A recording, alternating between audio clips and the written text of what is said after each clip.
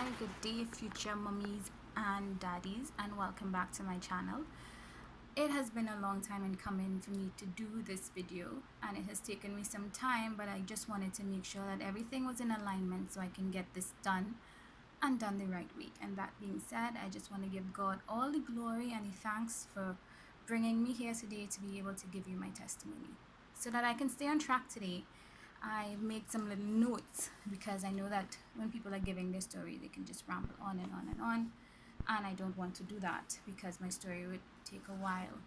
I believe that for us to know where we are going, we have to know where we've been.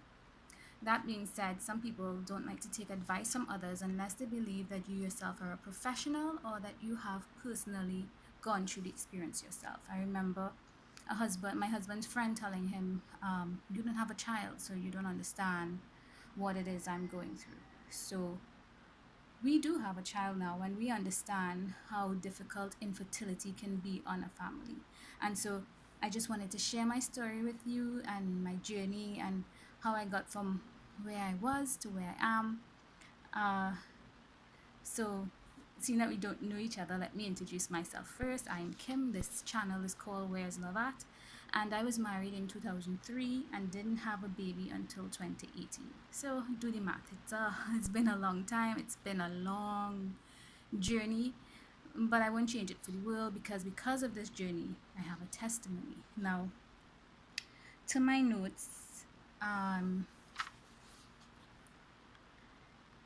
wanted to share a more intimate part of my life where in 2016 I had a miscarriage, and it was very emotional to say the least for the family.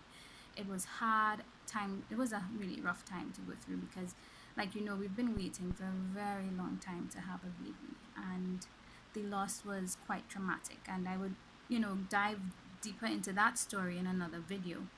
But while I was going through that time and speaking to other women, we realized that a lot of other women have gone through that too. A lot of them have had miscarriages and have lost their babies, and they don't speak about it until somebody else comes and says, I went through this and I lost a baby and it was hard. And they're like, yes, we've been there and we've gone through that too, and we understand. And so you kind of build a community with a woman that has gone through that experience and come out on the other end, some unscathed, some not so much. So we know that that journey can be difficult. I just want to remind you that as you sow, so shall you reap. I believe that so strongly now, because after losing a baby, we went through such a depression. I went through such a depression that it took me a long time to pull myself out of it. And that process was important, and that's a process that we'll be going through as the time goes on in future videos to help you get to where I am.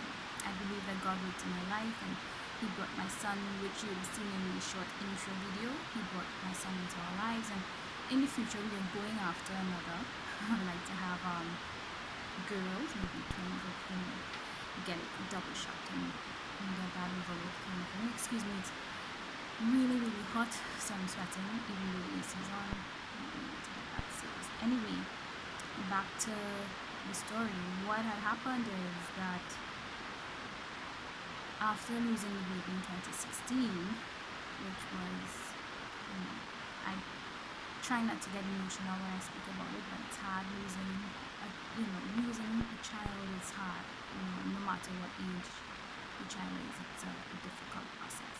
And I decided that I needed to get out of my depression. I needed to start making declarations in my life, start reading positivity, start praying more, praying for other pregnant women, praying for other women who are going through infertility.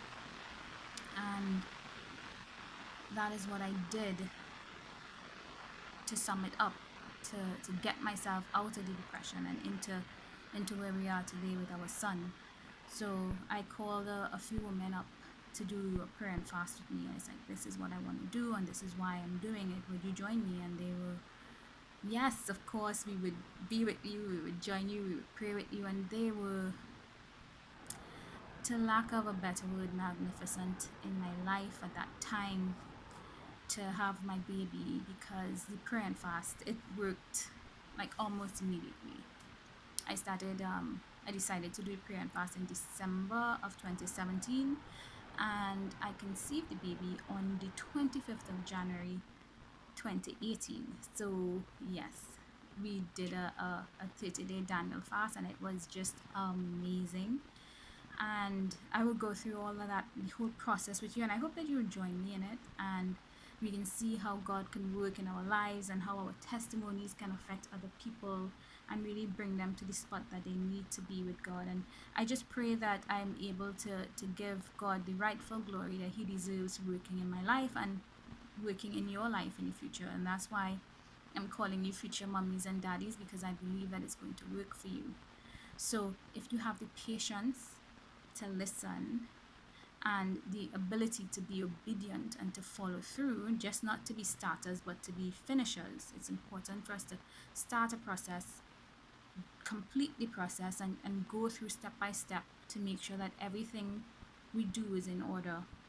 We will be successful. You need to start speaking that into your life. I know that you've been trying many things. 2013, not 2013, sorry, 2003 to 2018 is a long time of trying many things.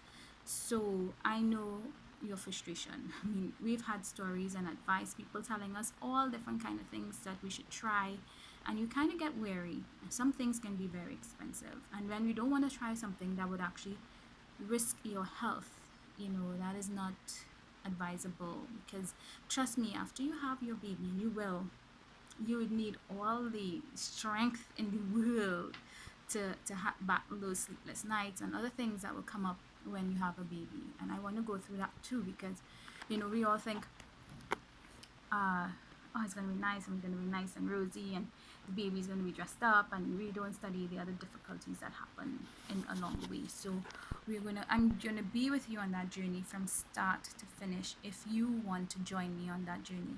So if you have any friends and family that are going through infertility and they've just about reached their end and they're like, I don't know what else to try and I'm giving up, then you can tell them to join us on this channel and we will go through the whole process together. So to know where we are going, we have to know where we've been, and I would love to know what your story is and where you are in trying to have your loved one, your baby.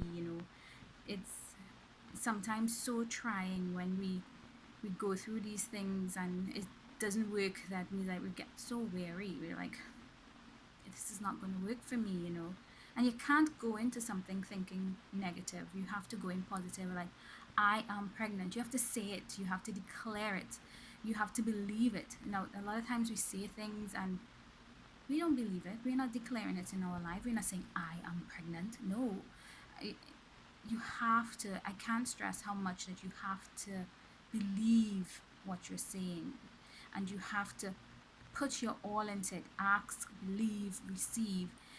I want you to get journals and journal your story, to just remind yourself to be strong, to do what needs to be done to get to where you need to go. So I want to dive into my story now. I know that in this fast-paced world, people don't like to sit down and listen to us like, oh my gosh, just skip through, just get to the point. This is not about that. This is about the process. This is about getting things done and getting it done the right way. This is not about rushing through your life and rushing through your stories. And no, if you have the patience to listen, if you have the patience to know the story of what it is I went through, if you have that ability to just sit down and give me a few minutes of your time, I'm sure that you would find it worthwhile. So I had a very stressful job, and I had not known at the time that I was pregnant in 2016. And because of the stress, because I was making what was being said about me more important than what God said about me, that at the time I didn't know I was 2 months pregnant. And my husband and I were preparing breakfast for the next day. And I was like, I feel strange. And I went to the bathroom. I was like, okay, my period came, but it's acting kind of strange. It's so strong, it's so heavy. So I went back to the kitchen and I told him, I do not know how long it is that I would be able to stay here with you because my period is acting so strange. And while I'm talking to him, I'm just hearing like the water falling on the ground, and that was me. That was blood coming from me. So I went to the bathroom, and I remember just sitting in the shower. And our shower is a good size, and it's just flowing and flowing. And no matter how much times I wash it down, it's just flowing and flowing. And like an hour after, I'm like pounding on the walls for him to hear me. And he came, and I told him, babe, I'm still bleeding, and I'm feeling much weaker, and I don't know what is going on. Can you call my gynecologist? And we didn't get through at that time. And, God worked things out for a reason. And we ended up calling the private hospital, which was closest to our home, and they said to bring me. And when I got there, it was like, there's blood everywhere, the wheelchair, ground. So they asked me, are you pregnant? And I was like, not to my knowledge. So it was like, well, we need to take a pregnancy test just in case. And they put me on the bed, and they put this the bedpan under me. And as soon as I lift, I just completely gushed, fill it with blood. I hope you don't get grossed out, but if you have to go in a room and give birth, you're gonna experience, blood. So let's start to get real now. And the nurse watching me in amazement. She's like, I've never seen that much blood just flow out of a person like that. So they inserted a catheter, which was not fun. And the test came back positive that I was in fact pregnant. But the sad fact of it is that I was in the process of losing this baby. And my husband, he was like, totally, he was freaking out. He's, what's going on? And I asked him, can I really want to tell him that, I was pregnant? And I did. It's like, and the good news is that I was pregnant. The bad news is that, unfortunately, we're losing this baby. It was hard. I was just bleeding out. And the doctor on call at that time, he wasn't in the hospital, so we had to wait for him, and it took him a while to get there because he had a death in his family. So I was just bleeding through that time, and I remember just my body started to go into shock. I'd lost so much blood. I remember I was just like shaking, and the only words that could come out of my mouth to him was fate. And he totally felt helpless. He's like, I don't know what to do. Can I call my dad to stay with me? And his dad was alive at that time. And I said, you call who you want, because I'm in here and you're out there alone, And so he had that company, and the doctor decided that he didn't want to operate at the time. So he said to admit me, which they were like, okay. And I stayed at that ward any night, and I couldn't sleep. Obviously, I was just, stressed. And when he came in the morning, he's like, you need to call your husband because you're still bleeding, and people who go through this can die, and you will die if we don't operate. And I was like, okay. So I called my husband and I told him, and he's like, I'm on my way. And he was already stressed out from the night before. And they took me up and they put me under the gas and they injected me with something. And I remember waking up and asking, did you operate? Is it over? And they're like, yes. And I remember going down and seeing my husband and my mom and dad, and I was being strong through the whole process. I was, okay, I'm guessing. But when my dad hugged me, I broke down. I just cried and cried and cried and cried because it was emotionally trying. It was only after when we met with my personal gynecologist that he says that normally when you're bleeding out that much and they can't stop it, they remove your womb. And secondly, they don't put you under because you lost so much blood, the odds of you reviving is slim. So God was with us in that whole process right through. It was just amazing. There's a lot that we had to go through to recover, but yes, it was an unbelievable journey in losing someone that you've been waiting on for so many years. But God turned things around, and I don't want this video to go on and on and on and on and be too long. I just wanted you to know I just wanted to start the process to let you know what I've been through and how God brought me through it. So, future moms and dads, thank you for your patience. Thank you for your time.